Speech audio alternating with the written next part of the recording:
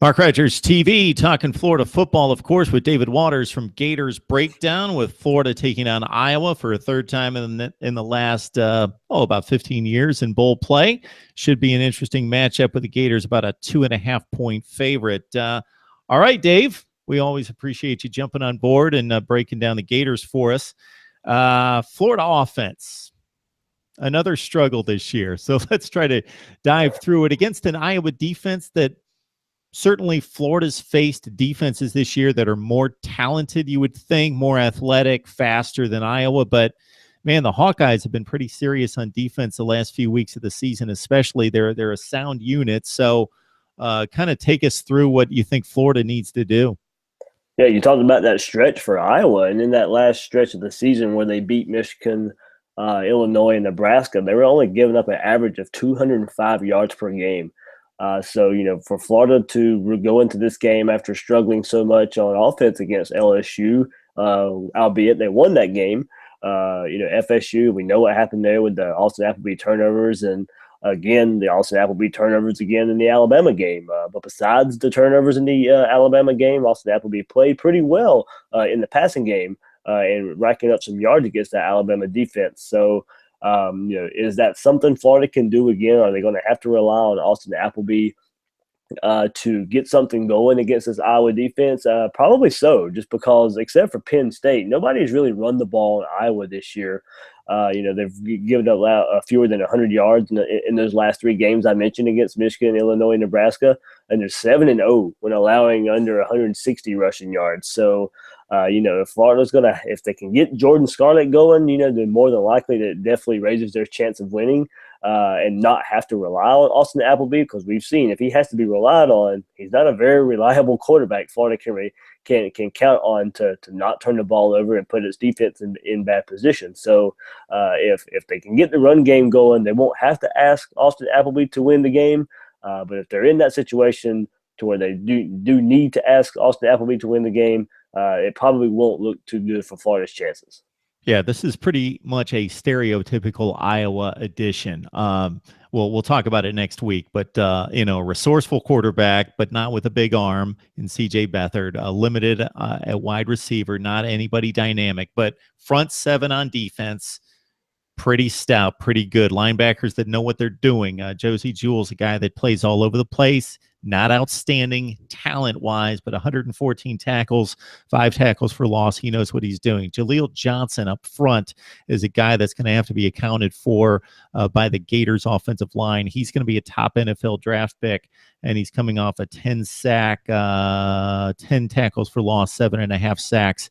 And Desmond King, this is going to be a bit of a chess match, whether they're just going to try to lock down Antonio Callaway with one of the best in the business and Desmond King, or he's just going to play his side against Florida.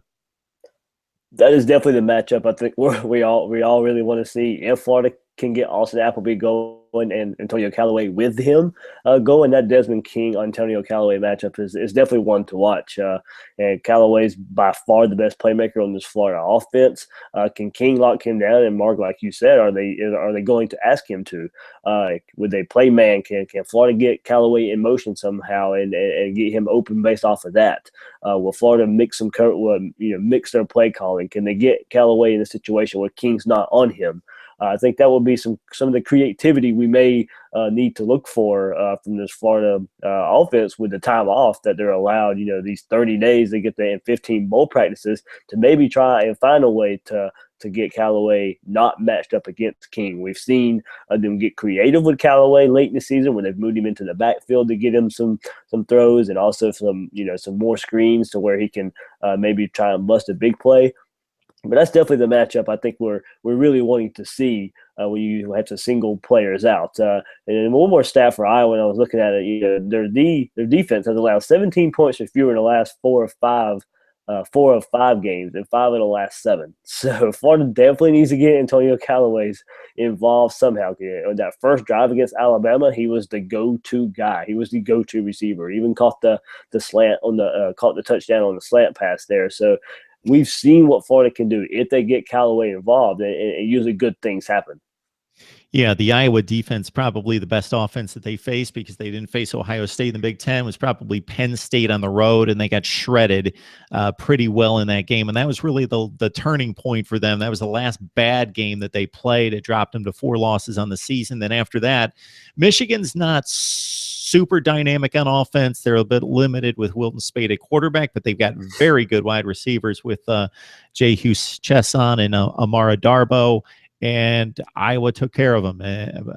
And of course, against Nebraska, Tommy Armstrong didn't play, so Nebraska was a bit limited, but they've got pretty good speed and playmakers on the outside, a top 25 type team, and Iowa played very well. Both those games, though, Michigan, Nebraska, in Iowa City, where they're very comfortable, raucous crowd, the whole home atmosphere. So this is a bowl game, neutral site, sterile environment to a certain extent, so Iowa can't thrive off of the emotional crowd and being hyped up for a decent opponent. So we shall see once Florida and Iowa get it on. And next week, David, we'll set you up for the Gators defense against the Iowa offense, and another maybe stalemate in terms of trying to score points. Yeah, I think that's the way it's looking. All right. David Waters from Gators Breakdown. You got to join him on SoundCloud and also on iTunes. Also, he's got a YouTube channel where he posts his Gators Breakdown show right there. All right, David. Appreciate it. Thanks, Mark.